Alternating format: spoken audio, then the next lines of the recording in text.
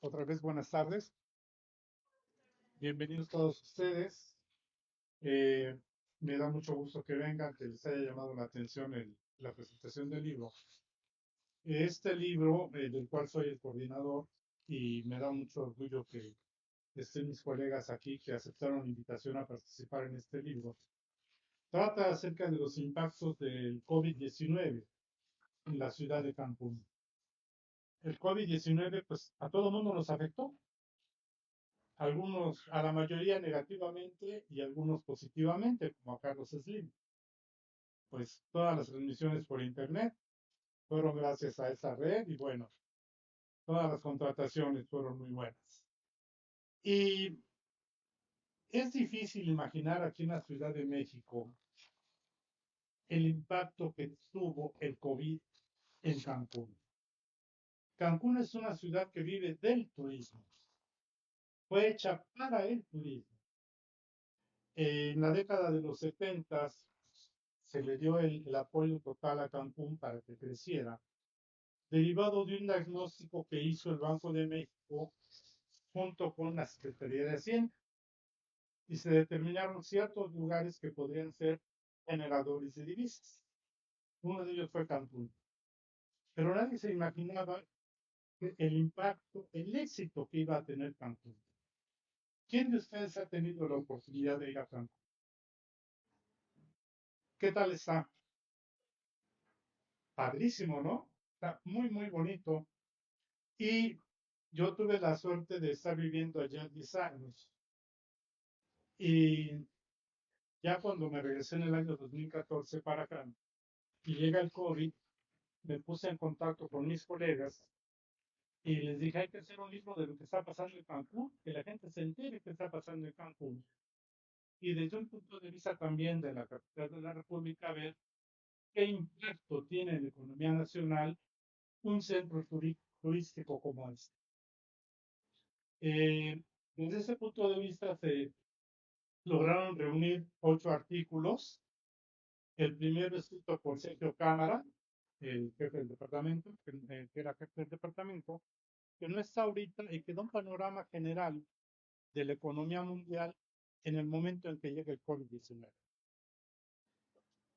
El siguiente artículo lo escribimos Jorge Luis Rodríguez Maza, que es profesor allá en Cancún, él sigue allá, y un servidor, para aterrizar todas las ideas de la globalización, viendo cómo estaba la situación en México y en América Latina al momento de llegar el COVID-19. El tercer artículo fue escrito por Lucino Gutiérrez, Elvira Buelna y Octavio Ortiz, y que habla sobre la evolución y perspectivas demográficas, peculiaridades urbanas de Cancún. Nos van a dar unos datos muy interesantes acerca del crecimiento explosivo que ha tenido Cancún. El cuarto artículo es de mi colega y amigo Owen Eli Ceballos y de Josafat Ernesto Díaz, y que habla acerca del desempeño sectorial de Quintana Roo. Es un artículo muy interesante y muy atractivo en cuanto al manejo de datos. El quinto artículo fue elaborado por José Manuel Hernández Trujillo, que recién se jubiló, ya no hubo tiempo de que nos pudiera acompañar, y habla acerca del desarrollo rural en Quintana Roo. El sexto artículo es de unos colegas de otra universidad de allá de Cancún y se llama Factores y estrategias para prevenir la deserción escolar en la educación superior por efectos de la pandemia del COVID-19. Caso de la Universidad Pública en Quintana Roo. ¿Cómo afectó el COVID la asistencia de los alumnos? Igual que ustedes aquí. Y luego, ¿cómo recuperar el tiempo perdido? De eso trata el artículo. El séptimo artículo se lo pedimos a la doctora Christine McCoy y a la profesora Erendira Miranda, que trabajan allí en Cancún, y es sobre el turismo en tiempos del COVID-19, retos y oportunidades para la recuperación. Ahí desarrollan ellas lo que nosotros denominamos el destino seguro. El destino seguro es un destino al cual puedan llegar los turistas sin riesgo de contagio, en este caso de las pandemias. Y brevemente, una de las primeras medidas que se pueden tomar es checar que todas las personas que lleguen estén vacunadas. ¿Sí? Entonces, se puso especial énfasis en Cancún, afortunadamente, a que las personas que llegaban de Asia, que es donde estaba el COVID fuertísimo, trajeran las vacunas. Y si no las tenían, ahí se instaló un módulo para que se vacunaran. Entonces, con eso se logró controlar en mucho la dispersión del COVID. Y finalmente, el octavo artículo es también del profesor Lucino, la doctora María Elvira y del profesor Octavio, acerca de razones para imaginar una ciudad alternativa, Cancún. O sea, ¿cuál es el futuro de Cancún? ¿Qué es lo que nos puede ofrecer Cancún? Ya entrando en materia, y antes de ceder la palabra a mis amigos y colegas, como les decía, vivir en Cancún es toda una experiencia. Si no hay turismo, Cancún está paralizado. Todo gira en torno al turismo, mayoritariamente extranjero y mayoritariamente de Estados Unidos y Canadá. Entonces, si no vienen los estadounidenses, no vienen los canadienses, ¡pum! Un frenón a la actividad económica de Cancún. Y Cancún no es caro para ellos. Es un destino que es barato para ellos. A nosotros los mexicanos sí es un destino caro, pero no para los turistas. Y aquí me permito hacer una precisión, perdón, a reserva de que ojalá pudieran venir el martes a una conferencia que va a dar Ernesto Turrent, que trabajó en el Banco de México. Él es el historiador oficial. Él va a darnos una plática sobre el Banco de México. El Banco de México fue el promotor de Cancún, junto con la Secretaría de Hacienda, como les decía. Y cuando se concibió la idea de Cancún, y lo digo por favor con mucho matiz, con mucho cuidado, fue un centro creado para captar divisas. Esa fue la concepción de Cancún. A los mexicanos nos sale caro, pues sí, pero fue concebido como un centro turístico internacional y ha funcionado. El 35% de los ingresos por turismo se genera en Cancún y la Riviera Maya. O sea, un tercio de todos los ingresos por turismo. O sea que sí ha tenido éxito. ¿Sí? Entonces, esto que es muy bueno, pues ahí mismo está su debilidad. Si se cae la actividad económica internacional, Cancún se frena. Y han surgido múltiples negocios, micros, pequeños, medianos y grandes negocios en Cancún. Y mucha gente llega como emprendedora a Cancún y es exitosa. Llega a la Riviera Maya y es exitosa. Las tasas de crecimiento de estas dos ciudades son las más grandes que han tenido los municipios de México en los últimos 20 años. Y a veces no se necesita mucho capital para poner un negocio. Yo conocí varios microempresarios, y me refiero a microempresarios realmente con 4 o 5 empleados, que llegaban, ponían un negocio de renta de motocicletas o de motos acuáticas. ¿Cuánta gente emplean ahí? 4 o 5 personas. Lo fuerte es tener las motocicletas. Y entonces estas personas llegan con todo el ánimo empresarial, piden un crédito, se los dan, ¡pum! Vale, despega el negocio. Claro, siempre está la sectura ahí viendo que cumplan con la normatividad, todo ese tipo de cosas. Cancún se ha cuidado en muchos aspectos. Es dificilísimo que encuentren ustedes vendedores ambulantes en las playas de la Riviera Maya. Eso está muy controlado. No digo que no haya, pero está muy controlado. ¿Por qué? Porque se quiere dar una cierta imagen al turismo internacional. Entonces, el desarrollo de Cancún, cuando se ve afectado por el COVID, las muertes oficiales registradas por el gobierno para los decesos del COVID fueron 326,000 fallecidos. Otras estimaciones llevan los muertos a más de 800,000. Bueno, como sea, nos pegó fuerte la crisis del COVID. Y en estos artículos, y paso a darle la palabra a, ¿quién va a hablar primero? ¿Octavio Lucino? Oh, El primer sí. Oh, no, sí. No, tú eres el cuarto. Creo que yo. Sí. Ustedes están Sí. sí. Entonces paso a darle la palabra a Octavio, al profesor Octavio, con esta breve introducción, para que nos hable acerca de la evolución y perspectivas demográficas, peculiaridades urbanas de Cancún. Permítanme comentar una anécdota nada más. Y a pesar de todo el cuidado que se tuvo de planear el desarrollo de Cancún, y esta anécdota se la sabe bien Lalo Turren, resulta que un día llegan con el director de obra de todo Cancún. Ingeniero, se murió un albañil. Ah, caray, qué pena. Pues hay que enterrarlo. Ingeniero, es que se murió. Pues sí, se murió. Es que, ¿dónde lo enterramos? ¿Cómo que dónde? En el cementerio.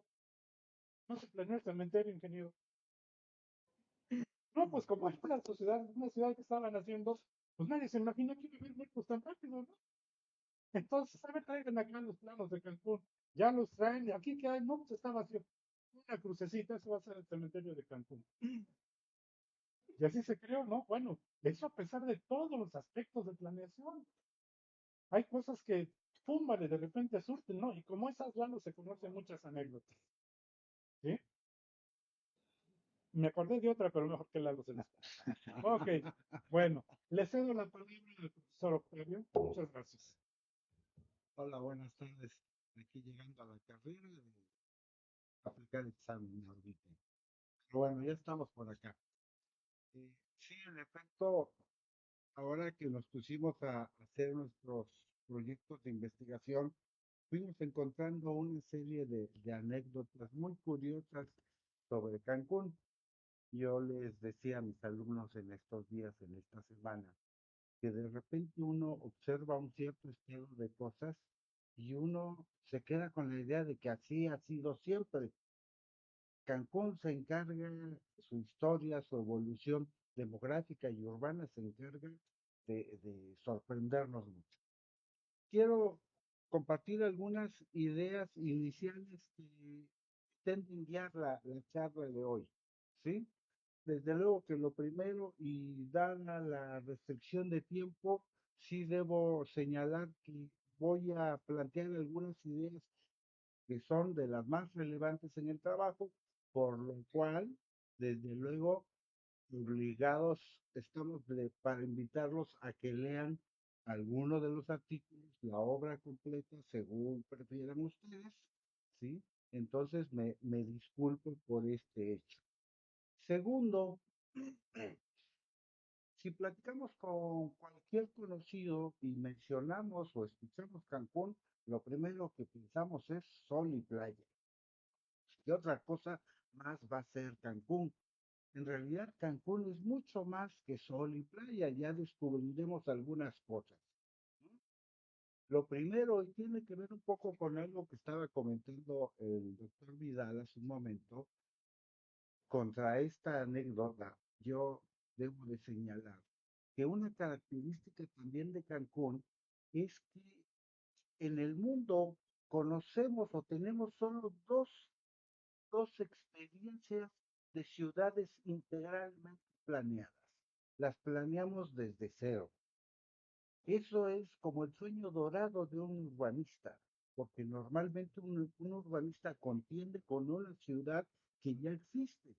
No, aquí Cancún y Brasilia es el otro caso en el mundo, la capital de Brasil, son los dos únicos casos de ciudades planeadas desde cero. ¿Cómo evolucionaron? Eso ya es otra historia, pero en el principio elaboramos un plan de cómo queríamos que fuera. Voy a argumentar, y si puedo, si me dan tiempo, puedo 10 minutos. Híjoles. Bueno, entonces voy a abordar 3 de los 5 puntos que tenía porque no puedo cubrir todo. 3 puntos, 3 ideas. La primera es la evolución demográfica urbana en el ámbito estatal de muy rápido de 1910 a 2020. Ujú. Segundo, un análisis demográfico de los últimos 50 años de Cancún, porque insisto, uno escucha Cancún y uno cree que ha existido desde el inicio de los tiempos. No, no es cierto. Cancún es una ciudad nueva, ¿sí? Tercero, algunos rasgos del perfil sociodemográfico que nos reporta el censo de 2020. Entonces vamos a ver el primer punto.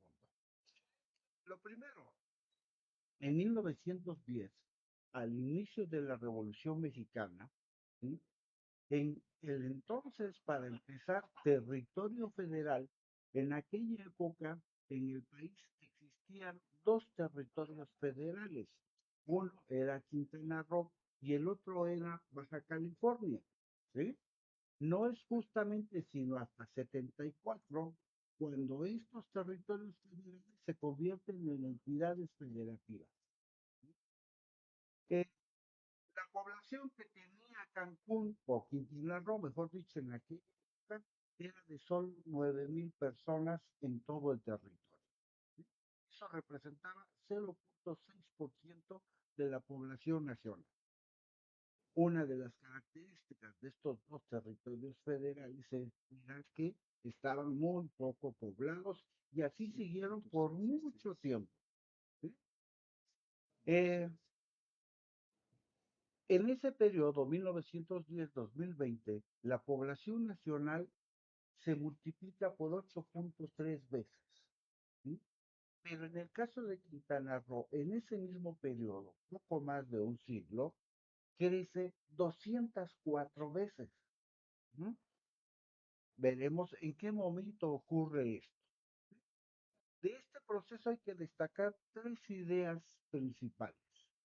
Primero, esta, este crecimiento tan grande en el caso de Quintana Roo tiene que ver con que la base sobre la cual se calcula el crecimiento es chiquito. Yo mencionaba muy pocos pobladores en 1910 y cuando empieza a crecer la población en proporción a esa base pequeña, los aumentos son muy grandes. Mientras que en comparación al ámbito nacional, la base es más grande y aunque en términos absolutos el crecimiento demográfico sea mayor, en términos de crecimiento son menores. Una segunda cuestión es que justo por la característica de mayor población en el ámbito nacional, el crecimiento de esta escala es mucho más estable a lo largo del tiempo. ¿Sí? Vamos a Finalmente, y vamos a verlo un poquito más a detalle en un momento, la tasa de crecimiento a escala nacional y a escala de Quintana Roo, ¿sí? Disminuye a partir de 1970. Vamos a encontrar la explicación a esto. ¿Sí? Eh, Uno no puede olvidar que veníamos en el ámbito nacional de tasas de crecimiento demográficas muy grandes, arriba del 3%. Y en los 70, este crecimiento demográfico se convierte en una preocupación comparado con la disminución de la tasa de crecimiento de la economía.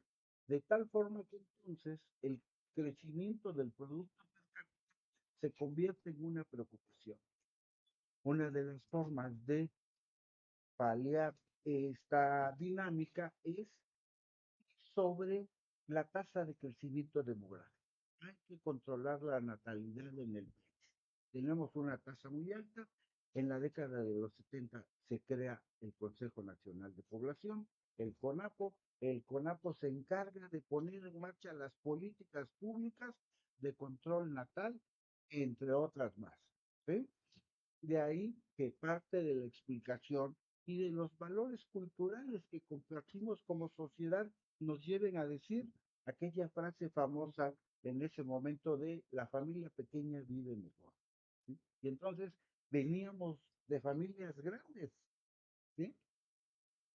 Bueno, no les diré los números, pero eran bastante grandes nuestras familias, ¿no? Eh,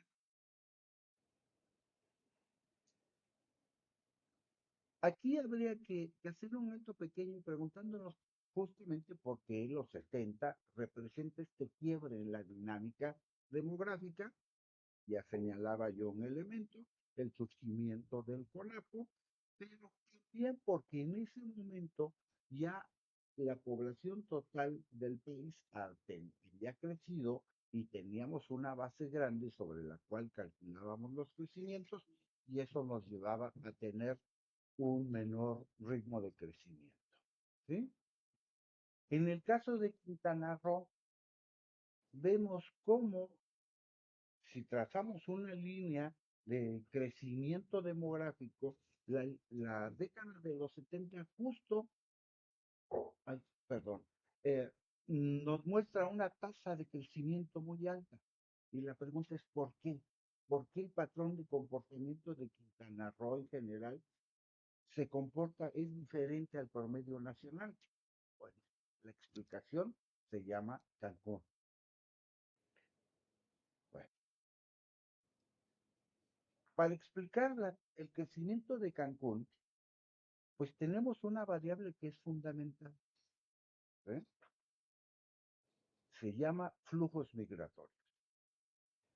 Vamos a ver cómo cuando estábamos haciendo la investigación y decíamos cuál era la población de Cancún en 1970, encontramos dos referencias. Algunas fuentes citaban que había unos pocos pobladores que se dedicaban al cultivo de la palma de coco y a la pesca, y otros que afirmaban que no había pobladores fijos, sino que había ocupantes temporales que solo acudían al lugar para realizar eh, ceremonias religiosas. ¿Sí? Y esos eran todos sin que se fijara un monto específico. Pensemos en que había 100, 200 personas, pasamos de 100, 200 personas en 1970 a casi 1 millón de personas en el 2020. La estimación más reciente, que corresponde a este año, dice que Cancún ha superado ya el umbral de 1 millón de habitantes. Entonces es un crecimiento exponencial, ¿no? ¿De dónde surgieron los pobladores de Cancún? ¿Sí? Predominantemente del entorno de la península de Yucatán. ¿Sí? Si uno revisa el patrón demográfico de la península de Yucatán, uno encuentra que hacia 1970 Yucatán, la entidad, tenía la mayor población, seguido de Campeche y finalmente Quintana Roo. A partir de esa fecha y hasta 2020, encontramos dos procesos económicos que son cruciales para explicar estos flujos migratorios. Primero, en la sonda de Campeche surge, pues, este famoso pozo petrolero, la sonda de Campeche, que generó una enorme cantidad de recursos y de actividad económica. Se convirtió en un polo de atracción.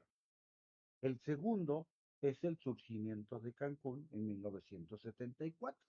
Entonces, estas dos entidades se convierten en polos de atracción a partir de estos proyectos económicos, pero generan ciertas especificidades cada uno. En el caso de Campeche, asociado a la actividad petrolera, requerimos personal con cierto nivel de preparación técnica y algunos menos calificados. ¿Sí? En el caso de Cancún, desempeñarse en la actividad turística como mesero, como mucama, no requiere gran formación académica, no requiere un gran nivel educativo, pero sin embargo requiere mayores cantidades, ¿sí? Porque cuando uno estudia el número de personas que se requieren para atender servicios, el número es importante, ¿sí? Esto va a provocar hacia 2020 una reconfiguración donde Yucatán, que históricamente ha sido la entidad más poblada, mantiene esta situación, pero Quintana Roo se convierte en la segunda entidad en la región y queda en tercer lugar finalmente Campeche. No solo por las características de las actividades económicas que se realizan, sino porque también debemos recordar que con posterioridad la sonda de Campeche pierde dinamismo y entonces expulsa gente también, mientras que Cancún mantiene esta dinámica de crecimiento asociado al turismo. Y no voy a quebrar. Bueno, No vamos a acabar con nosotros. no, déjenme contarles rápidamente. Híjoles, a ver, es que si no los voy a llenar de datos y el asunto se vuelve una cosa horrible, pero rápidamente. Pensemos en la pirámide de edad de Cancún en el presente. ¿Qué encontramos? En el promedio nacional, las pirámides de grupos de edad tenían todavía una base en donde los escalones inferiores tienden a ser más amplios. En el promedio nacional, el escalón más bajo tiende a reducirse, resultado de la disminución en el número de hijos nacidos vivos por mujeres en edad reproductiva. En Cancún va en esa dirección, pero todavía preserva una base más amplia. Segundo, para el caso específico de Cancún, se parece más al promedio nacional, es decir, la base de la pirámide demográfica tiende a ser más reducida. ¿Y qué me importa o qué me interesa de esa forma de la pirámide de edad? Uno es que los grupos de edad predominantes en Cancún son los grupos de población joven. Hay ya población de 65 y más, ¿sí? Que ha cumplido su vida laboral activa, pero no es tan relevante en términos del volumen de la población total. En términos de la relación hombre-mujer, yo señalaba que en Cancún hablamos de servicios.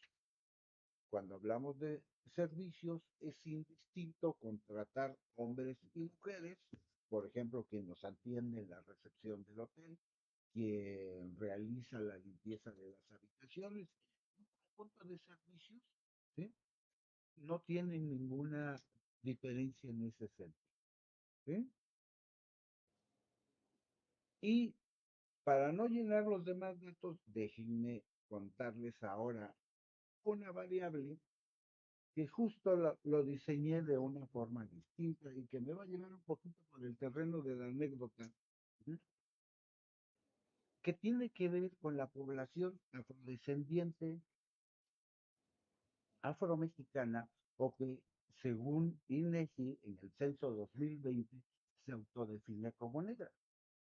¿Mm? Entonces, voy a usar un solo dato, lo voy a usar solo al final. Cuando nosotros conversamos, nos preguntamos acerca de las raíces de los mexicanos, en general, la gran mayoría piensa en dos raíces, ¿no? Nos pensamos como mestizos, resultado de la población de nuestros pueblos indígenas y de los españoles.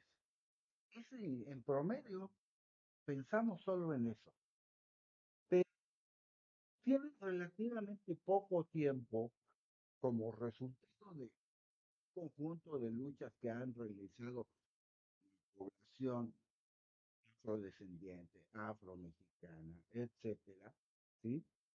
Que hoy hablamos incluso en términos culturales. Por ahí entró este otro elemento y que en el folclore se le conoce como la tercera raíz. ¿Mm? Sí, ya, termino ya rápido. Eh, los mexicanos empezamos a reconocer que tenemos efectivamente esta tercera raíz. Lo siguiente es que cuando pensamos en negros, lo asociamos en esclavo, con esclavos. Y lo que pensamos es en los negros que llegaron de África convertidos en esclavos al territorio nacional, al territorio de la Nueva España. Ah, sorpréndate. El primer negro africano que pisó el territorio de la Nueva España no fue un esclavo, ¿sí? Es lo que conocemos, perdón, como libertos.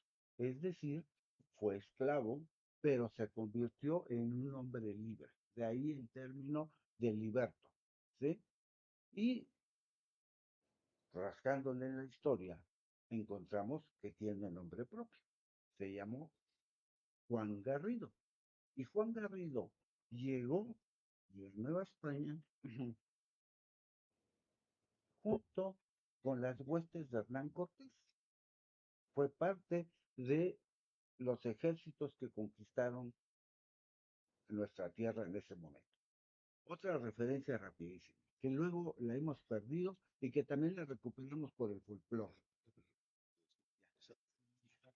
La nao de la China, a lo mejor ni siquiera han escuchado el término. La nao de la China se refiere a aquellos galeones que iban del puerto de Acapulco a Manila, iban y venían, que no solo comerciaban con mercancías, sino que también trajeron negros del África Oriental y de Nueva Guinea. Y solo voy a referir a un caso más. Ya no, ya no, ya me contaron.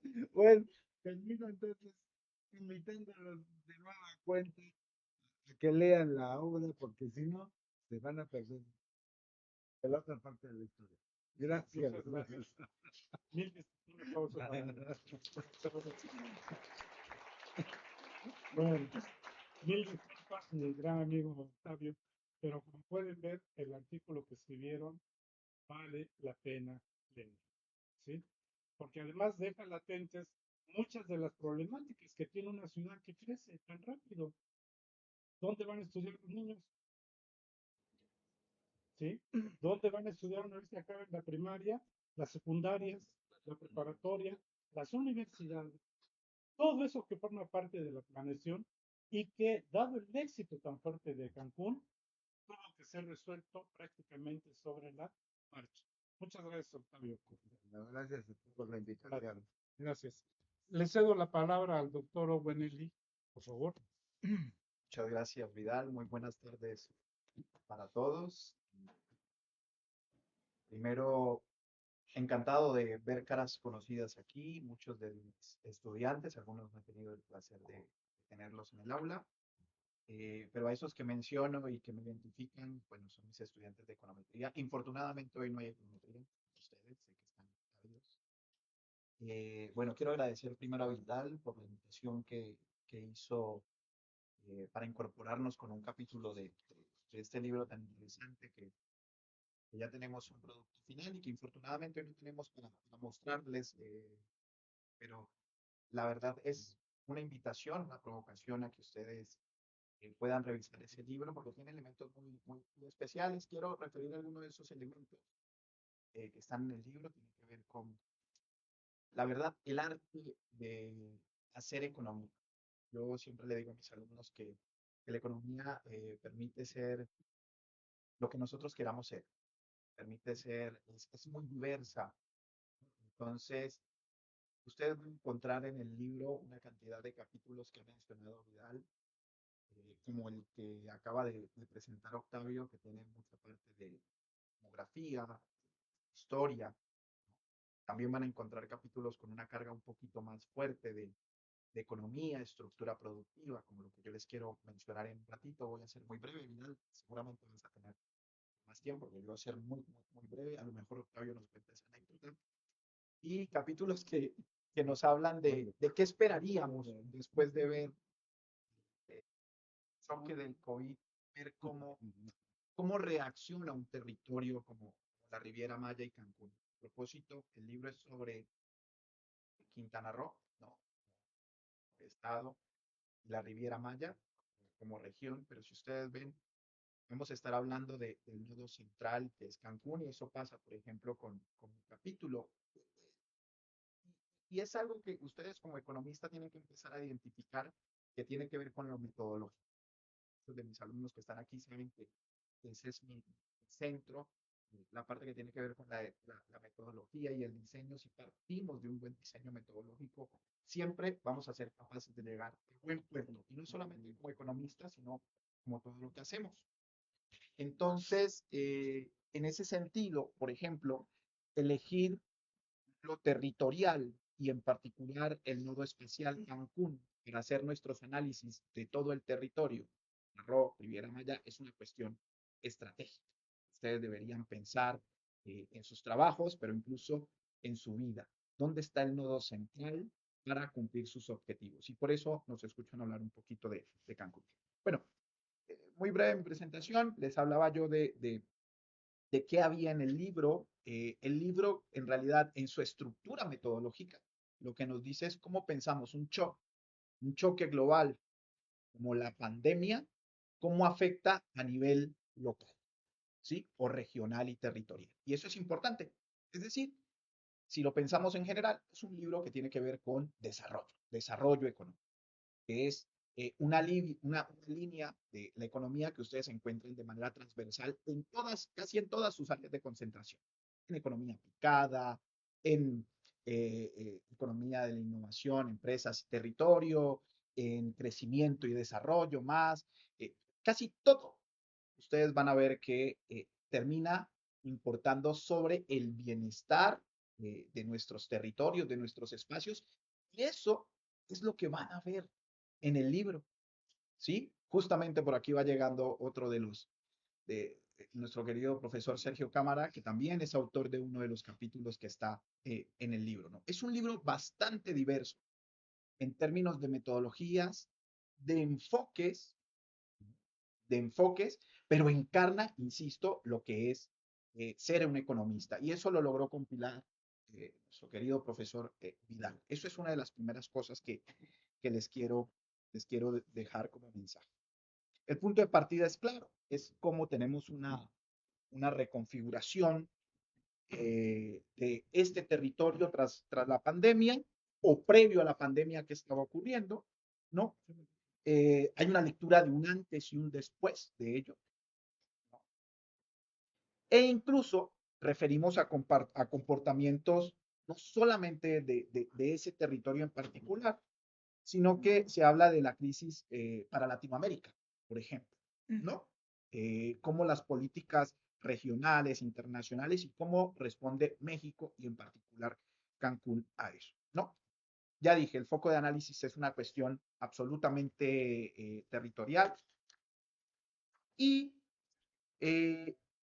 yo creo que otra de las cosas que tiene ese libro y la última idea que les dejo a nivel general, bienvenido Sergio, es ese diálogo entre disciplinas, pero incluso escalas, ¿no? Ustedes van a encontrar en el libro macroeconomía, espacio, movilidad, cuestiones urbanas, demografías como las que presentó Octavio, pero también van a escuchar la parte económica y sectorial, el turismo, por ejemplo, la educación. Y el objetivo central es entender, pues, cómo un evento global impacta esas realidades locales. Ahora sí, quisiera hablarles un poquitito nada más. No voy a hacer como Octavio que les presento el capítulo, porque lo que quiero es que lo lean. Y además es gratis si buscamos el libro, ¿no? Les voy a hablar un poquito del capítulo que realicé con el profesor Yusafat, que ustedes identifiquen. La pregunta de investigación era sencilla. Era, ¿cómo se articula la estructura productiva de Quintana Roo, pero analizando Cancún como eje nodal, ¿no? cómo se articula esa estructura productiva con el bienestar de la población y particularmente a la luz del choque de la pandemia. Y para eso lo que hicimos fue ubicar un periodo, por ejemplo, 2003, y tomamos hasta donde estaban los datos disponibles en ese momento, que era hasta el 23, no teníamos más en el momento en que comenzamos a hacer la investigación, y lo que queríamos ver era cómo se iban comportando los sectores. Pero para eso, no, para ese ejercicio, pues tuvimos que ir al INEGI. Ustedes son expertos en el INEGI, perdón, mis alumnos de econometría, pero aquí también hay alumnos de trimestres más bajos. En el Banco de Información Económica tenemos información, ¿no? De variables como los PIB sectoriales, por ejemplo, por estados, ¿no? Pero incluso a nivel censal, censos económicos, podemos nosotros acceder a nivel municipio el comportamiento de cada uno de los sectores y en particular los sectores que seguramente impulsan la economía como la de Cancún. Nos interesan ver actividades económicas como la hotelera, la construcción, eh, el turismo en particular, ¿no? Y entonces eso es lo que hacemos un poco con el profesor Josafat. Nos metemos en la clasificación del CIAN, ¿no? Tomamos un supuesto acerca de que los impuestos se comportan igual para todos los sectores, no es más que un supuesto breve, y nos metemos en el enfoque territorial y espacial, ¿no? ¿Qué tenemos que hacer? Trabajarlo a nivel municipio para construir Cancún. Cancún, nosotros conocemos Cancún, pero Cancún no es un solo municipio, se lo diría mejor Vidal, que aparte es de allá, bueno, ha vivido allá tanto tiempo, ¿no? Entonces es como si fuera de allá. Tenemos el municipio Benito Juárez, Isla Mujeres eh, y Solidaridad, por ejemplo, para integrar esa zona metropolitana, Cancún, ¿no? Entonces no tenemos una única unidad administrativa, por lo menos tendríamos que trabajar con esos tres.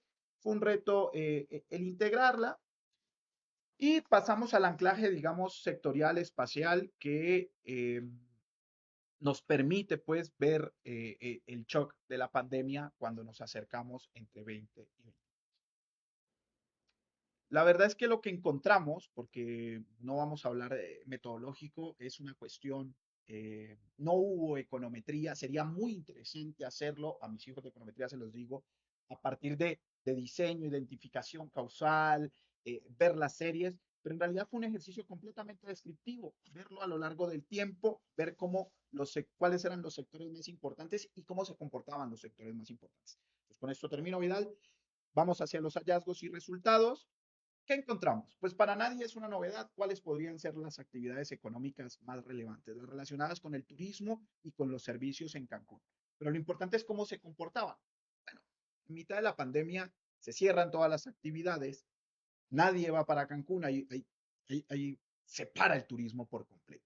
Bueno, pues por supuesto, como entidad, Quintana Roo y en particular Cancún, sufre la caída más grande en términos económicos, dadas las actividades relevantes que se las podría mencionar. De verdad creo que se las imaginan. Alimento, preparación de alimentos y alojamiento, servicios inmobiliarios, comercio minorista, servicios de apoyos a los negocios.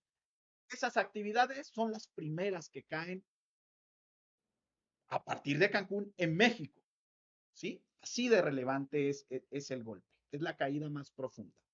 Pero, aunque ustedes no lo crean, también Cancún y la Riviera Maya en términos económicos y estas actividades son las primeras que reaccionan a partir de 21.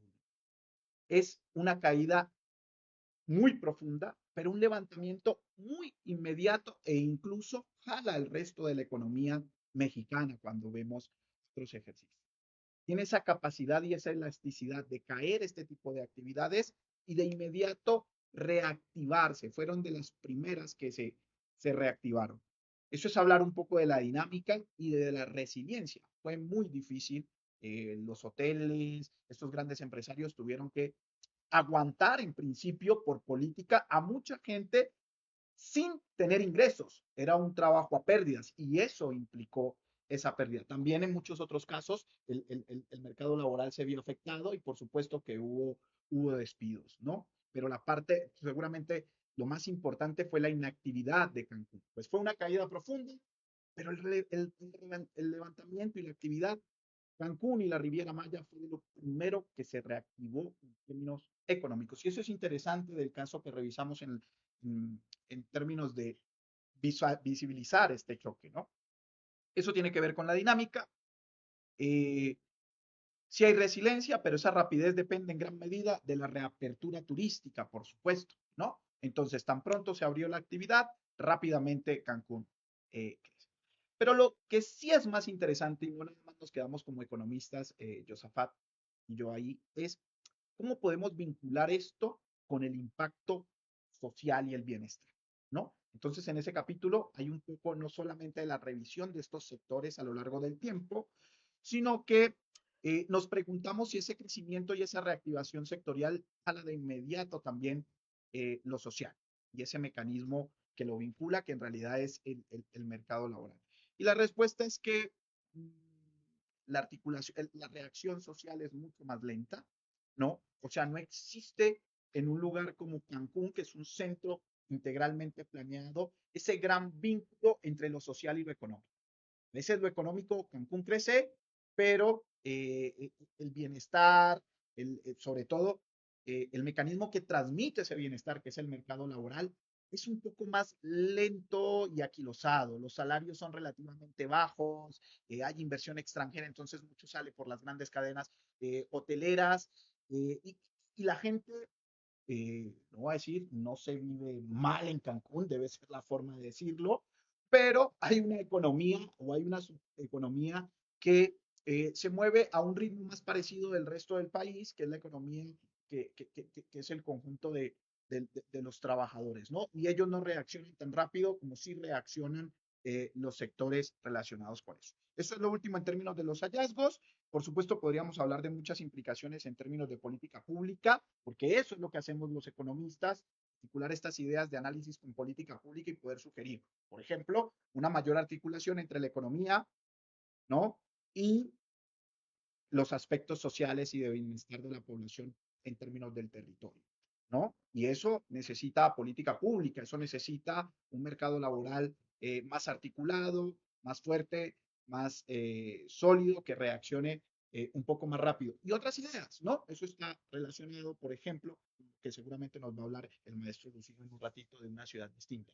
Pidan, muchas gracias. No vi el de 2 minutos ni el de 0 minutos, entonces puedo estar en tiempo. Chicos, la idea es que lean un poco acerca del libro, si tienen esa posibilidad va a ser genial. Hay mucha economía desde distintas perspectivas. No todo es econometría, decía un profesor, eso es cierto, hace unos días. Muchas gracias. Sí, los problemas que plantea el doctor Owen son muy ciertos en el caso de Cancún. Como bien mencionó el edificio, yo vivía hace 10 años. Uno de los problemas que tiene Cancún es que es una ciudad que todavía no tiene su identidad como tal Cancún. O sea, no sé si ustedes supieron que hubo un equipo de fútbol que se fue allá el Atlante, el equipo del pueblo. Bueno, ese fue un experimento muy interesante porque sirvió como elemento aglutinador. Allá en Cancún, todo mundo éramos del Atlante, todo mundo le íbamos al Atlante. Y justamente en esos 2 años que estuvo el Atlante allá, ganó el campeonato. Nada más para que vean el empuje que tenía la gente. Pero bueno, perdón. No, no. Entonces, es una ciudad que está todavía, desde mi punto de vista, en búsqueda de su identidad y que son los problemas que queda por resolver. Bueno, yo quiero agradecer que haya llegado ahorita el doctor Sergio Cámara y quiero pedirle, por favor, si puede hacer su intervención acerca del artículo que escribió. Sergio, disponemos de 10 minutos. Sí, muchas gracias. La verdad es que al menos porque no a platicar, pero bueno, en el caso de mi capítulo es un capítulo que lo que pretende es analizar, bueno, Quintana Roo y la Riviera Maya, pero a partir del análisis de México, y de América Latina en particular, ante la cambiante situación global. Hablo de escenarios de reestructuración de, de, sí, de reestructuración de la economía mundial y particularmente de México al mercado mundial. Sabemos que eh, parto de dos situaciones. Uno, que la economía atraviesa una crisis estructural desde que en mi opinión inicia con la crisis cíclica de 2001. Ese es el punto de inicio de esa crisis y que ha combinado, al igual que suele ocurrir con las crisis estructurales, que aglutinan a varias crisis cíclicas, combinó luego la gran recesión de 2009 y posteriormente ese largo periodo sin crisis y de expansión muy moderada que fue la década de 2010 y que concluyó de manera pues, abrupta con la pandemia de COVID, la crisis que se detonó con esa pandemia. Ujú. Y bueno, luego ha habido amagos de nuevas crisis, pero en realidad no ha habido, por lo menos no en Estados Unidos, que es mi punto de referencia, una nueva crisis típica que implicaría la acumulación de 2 trimestres con PIB negativo. Entonces, eso es para mí un punto de partida, porque la crisis estructural implica una necesidad de reestructuración de las condiciones generales de valorización del capital y eso todavía no se está dando de una manera clara. Una reestructuración es lo que ocurrió, por ejemplo, cuando la economía transitó con la anterior crisis estructural de rentabilidad de la década de los 80, cuando la economía transitó de una forma de acumulación previa a la forma de acumulación que ha dominado la etapa del neoliberalismo. Ahora yo considero que estamos en un momento de una nueva reestructuración, pero no hay claridad de cómo va a ser esa reestructuración. La parte tecnológica no tiene el empuje necesaria para realmente conducir eso. No la tuvo no la tuvo el auge de los 90 no lo tuvo el auge de los 90 con las tecnologías de la información y la comunicación y no creo que la vaya a tener ahora la inteligencia artificial para recomendar esa reestructuración económica. Y en segundo lugar, el segundo elemento es la incertidumbre en cuanto a la hegemonía mundial. La hegemonía mundial ha sido sostenida por Estados Unidos de manera plena desde la Segunda Guerra Mundial, realmente también, pero de manera plena y absoluta con la Segunda Guerra Mundial. La refrendó de manera muy exitosa con la crisis estructural eh, de rentabilidad de la década de los 80, comandó la reestructuración neoliberal de la economía mundial y ahora con la nueva crisis estructural hay una nueva crisis, una nueva situación compleja y hegemónica, porque, pues bueno, pues como ven, Estados Unidos no está, pues ahí están las acciones que están tomando los gobiernos de Estados Unidos, especialmente pues los gobiernos de Donald Trump, de guerras comerciales, de bueno, de otras cosas, también a niveles militares, etcétera, todos los sentidos. Y tenemos el auge de China, que es muy importante como un poder, que puede disputar la hegemonía mundial y sabemos que pues muchas regiones del mundo se están articulando ya de manera distinta, con una mayor integración con China y con otros países y una menor integración con Estados Unidos. Y eso es un poco lo que intento dilucidar sin llegar ninguna respuesta clara, porque pues evidentemente es algo que el tiempo solo lo dirá y muchos acontecimientos que ocurran lo dirán, lo dirán. Entonces, bueno, eso es un poco mi capítulo. Muchas gracias. Bueno, y perdón, una acotación. Y sí, y para concluir, para mí todo esto es muy importante para poder tomar decisiones de política regional y política local, en todos los sentidos, finalmente, porque, sí, porque puede parecer una visión muy, muy amplia, etcétera, pero que finalmente hay que aterrizarla. La economía de Quintana Roo, sí, depende de muchos factores internacionales, porque depende del turismo internacional, esencialmente. Esencialmente el turismo, o sea, la mayor parte del turismo que llega es turismo internacional y depende de eso en todos los sentidos. Entonces, por eso es esta visión. Pues gracias. Muchas gracias, Jorge. Como les decía, yo estoy muy contento y muy orgulloso de haber podido reunir a estos colegas y como ustedes se han dado cuenta, la calidad de los artículos es realmente muy buena. Eh, yo, lástima que no pudimos contar con la presencia de nuestros colegas de Cancún. Va a haber una presentación en Cancún el año que entra, por si gustan ir también allá. Y bueno, eh, tanto el artículo de Owen como el de Sergio dejan vías para analizar. El de Octavio y Lucino también no se diga. La inquietud, insisto, es aquí en la Ciudad de México no dimensionamos todo lo que es el turismo. Y por eso, cuando ustedes sean profesionistas, los estudios regionales son muy importantes, muy importantes. Es toda una especialidad hacer un estudio regional. Bueno, cedo la palabra al maestro Lucino Gutiérrez Herrera, que nos va a platicar de su contribución de Cancún, razones para imaginar una ciudad alternativa. Por favor, Lucino. Les agradecemos que tengan tanta paciencia. Cancún es una ciudad atractiva y digamos que es dual.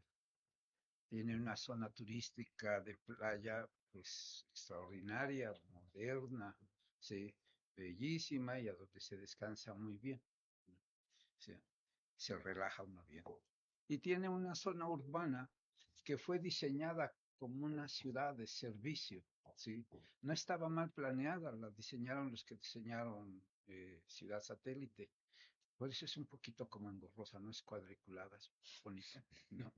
Eh, es que se pierde uno muy fácil en Cancún, como se pierde uno muy fácil en Ciudad Satélite. O sea, estaba bien pensada. ¿Cuál es el defecto de Cancún? Su éxito. O sea, se pensó para una ciudad a más de 200,000 habitantes, ya lleva 1,000,000. Se pensó con una densidad turística sobre la isla muy baja. Se tuvo que aumentar, pero fue insuficiente. Entonces aparecieron sitios turísticos asociados a la zona de la Riviera Maya, sí, con un poco menos de orden, un poco menos planeados, y algunos como guetos turísticos, porque impactan la ciudad, porque toman sus playas, pero no tiene acceso la ciudad a un intercambio ni siquiera visual, como pasa en Playa de Carmen, ¿no? Eh, o sea, la visión de los que determinaron que México tenía recursos de playa importantes para promover una actividad turística fue totalmente acertada, totalmente acertada. No solo Cancún, están Los Cabos, está Loreto, está, ¿cómo se llama? Cihuatanejo, está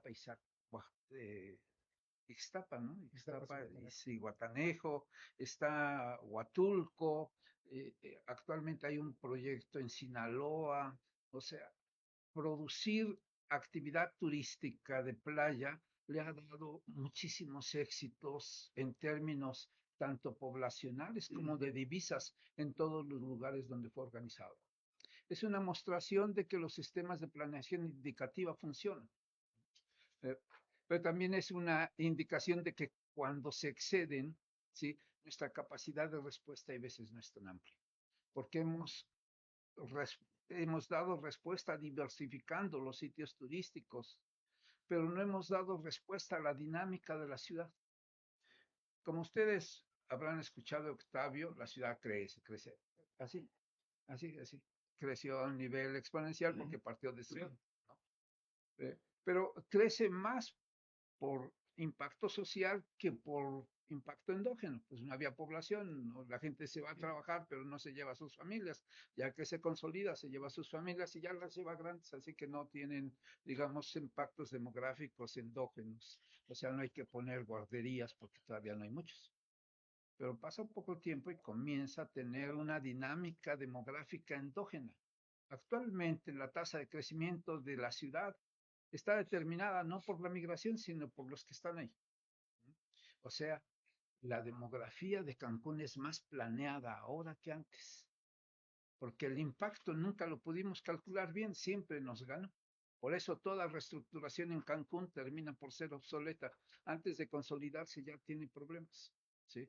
O sea, y entonces si van a la ciudad La ciudad tiene una zona bonita, una zona medio bonita y todo lo demás, pues hay que tener valentía para subsistir ahí, ¿no? Cuesta trabajo, ¿sí? ¿Qué es lo que pasa? Que es una ciudad con un solo motivo, el turismo, ¿sí? ¿Debe ser una ciudad con un solo motivo? No, no tiene por qué, ¿sí? O también puede ser el turismo de playa su único motivo, no, ¿sí? Cancún está puesto en una península que tenía en el mundo prehispánico la mayor densidad de ciudades de toda América. Tantas ciudades como probablemente las tuviera Sumeria, que no las reconocemos porque hay un montículo de tierra, ahí había una ciudad. Si había otro montículo de tierra, está un poquito más elevado, ahí había otra ciudad. Y entonces cuando uno va caminando sobre el territorio de lo que era Sumeria, o sea, la zona del Éufrates y del Tigris, cada montículo es un pueblito, es una ciudad. ¿Sí? Decían los investigadores, le haces un hoyo y vas encontrando restos. Entre más profundo, es más antiguo. Así nos dimos cuenta que ahí se habían inventado todas las cosas que no se imaginan, ¿no? En Cancún no hay que rascar mucho. En el primer nivel ya se agotó. Antes no había nada, digo, o sea, de un lado estaba Tulum, que sí es una ciudad prehispánica. Pero, ¿qué les quiero decir? ¿Qué motivos hay? Pues primero, Cancún está en una lateral del Mar Caribe. El Mar Caribe es algo que requiere investigación para su aprovechamiento y para su no destrucción. Una universidad marina, centros de investigación del mar, pues hacen muchísima falta. Defender arrecifes, o sea, corales, manglares, hace mucha falta. Y todos le hacen falta a Cancún. O sea, la actividad marina de pesca directa para una población de 1 millón de habitantes ya hace falta. ¿Sí? Tiene un puerto, ¿sí? Chiquito. Pero Cancún con 1 millón y siendo una ciudad de playa no tiene un espacio de playa para sus propios habitantes. Podría, ¿por qué? Porque de un lado y del otro, del lado más pegado a Tulum, sí, ahí puede tener un lugar de playa. Tienen que conocerlo, ver el mapa para darse cuenta, por acá llegan las mercancías, por acá puede haber recreación para la propia ciudad. El turismo recreativo para la propia ciudad sería más importante que el Atlante, seguramente. ¿No? Pero podría dar otro motivo para que vaya otro equipo. Sí. Pero Cancún tiene algo más, tiene la selva baja. La selva baja es algo increíble, ¿sí? Porque Cancún está sobre calizas, no tiene árboles grandotes. Pero sin la selva no es habitable. Todavía uno cuando va a Cancún y va a ver un museo, el Museo de Cultura Prehispánica está también en la isla, ¿sí? Pero aún ahí hace calor cuando uno no está abajo de la selva. O sea, la selva hace habitable Cancún. No hay ríos por arriba, todos los ríos están por abajo. Entonces la gente puede contaminar sin que se dé cuenta. El cuidado ecológico de Cancún es algo que es importantísimo. Nada más cuidar ecológicamente la península generaría muchísimo empleo. ¿Por qué? Porque la selva baja de la península es un bien de alcance mundial y preservarla debe de implicar un gasto, ¿sí? En Yucatán, todavía nuestras lenguas originarias son lenguas vivas, ¿sí? Pero la gente ahora está más interesada en aprender inglés, que no está mal, ¿no? Que en aprender maya. ¿Por qué? Porque no tenemos una valorización de lo que es la civilización maya. La civilización más enigmática que existió en América en todos los tiempos. Aquella que construyó ciudades como Tikal, como Chichen Itza, como Uxmal, ¿sí? Esta civilización que debe darnos un enorme orgullo, la etnografía, bueno, todo lo que tiene que ver con la lengua, todo lo que tiene que ver con la antropología, todo lo que tiene que ver con la arqueología, es motivo de trabajo. Pero si no valoramos nuestros bienes históricos, ¿cómo vamos a generar economía? Se puede vivir de la selva, cortando los árboles o cuidándolos. Se puede vivir de los espacios verdes, ¿sí? preservando, ¿no? Si matamos todos los castores, ¿quién van a hacer represas? Ahora en el Mississippi se están recuperando los castores por donde se vea, porque esos ingenieros hidráulicos de la naturaleza hacen represas por todos lados. Recuperan el verde. Recuperar el verde es una actividad que requiere inversión, educación, aprendizaje, pero desde el lugar, no siempre desde el aula. Desde el aula se puede aprender mucho, pero en el lugar se aprende qué cosa es un espacio ecológico, cuál es la estructura de cadenas de vida que contiene y en qué sentido nos puede impactar. Bueno, algo más, Cancún puede ser, es la ciudad en el territorio maya más grande que haya existido en todos los tiempos. No tiene por qué no haber una universidad de lenguas mayas, no tiene por qué no haber un museo de arqueología maya, no puede, o sea, no tiene por qué no, ¿sí? Tener actividades que den fuentes de trabajo a los habitantes de Cancún, porque está asentado en un lugar que tuvo, como les dije, la mayor densidad demográfica en términos de ciudades que existe en América. Claro que hay alternativas. Nada más que hay que repensar Cancún, ¿sí? Hay que repensar su filosofía. Su éxito de lugar de sol y playa es inobjetable. Trae todos los problemas que trae, sí, se pueden resolver, sí, buscando motivos alternativos, sí, motivos culturales, motivos ecológicos, motivos, pues, que dan posibilidad, sí, a desarrollo del conocimiento que preserve la Ribera Maya, que preserve el espacio selvático, al cual con una densidad de ciudades, de 3 ciudades, le metimos un tren que no tiene rentabilidad. Todo eso se podía hacer por los caminos. O sea, está vacío para empezar. Pero así estuviera muy bien. Los hoyos han afectado los flujos de los ríos subterráneos. No sabemos cuál sea su efecto porque no los vemos. Y es como cuando tiramos basura que nadie nos ve. Al rato están las ratas, los que viven sí las ven. Así que Cancún es un buen lugar para darnos cuenta que la planeación funciona, que la necesidad de divisas que apuntó Vidal, sí, que no encontraba camino en la industria, lo encontró en los servicios. Los servicios pueden ser limpios o sucios. Si generan urbes sin servicios, generan problemas. Por eso el impacto del COVID fue tan importante. Muchísimas gracias. Le agradezco a Vidal que me haya invitado a participar en este libro.